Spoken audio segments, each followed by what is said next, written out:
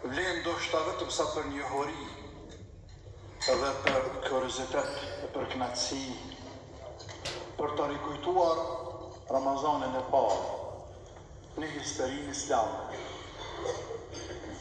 Ishte viti i dytë hijri i shpërngulës së pejgamberit alayhis salam në Medinë. Në muajin Shaban, i cili është muaji i tetë, zbritën ajetet të cilat obligojnë agjërimin e Ramazanit.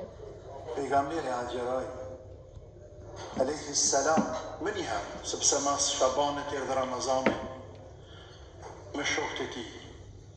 Pra ishte viti i dytë. E agjeroi Ramazanin bashkë me ta. Dhe Ramazani ata shkuan, po Ramazani mbeti. Ata shkuan, por Islami mbeti. Nga viti i dytë hijri, tani po numërojmë vitin 1427. Çdo vit pati Ramazan. Çdo vit agjeruan muslimanët në 4 anët e botës. Sa grupe, popuj, shoqëri futeshin në Islam, më njëherë kuptonin se pjesë e Islamit, madje shtyllë për shtyllave të Islamit, është edhe agjerimi, dhe njerëzit shpejtonin ta zbatonin këtë detyrë.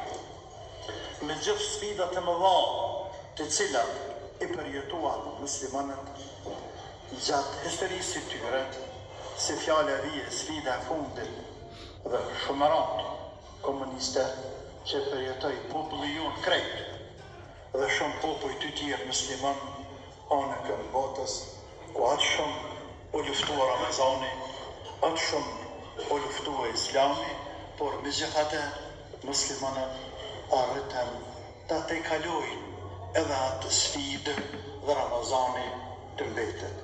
Komunizmi shkoi, sistemi komunist u largua, për gjithmonë, por Ramazani mbeti.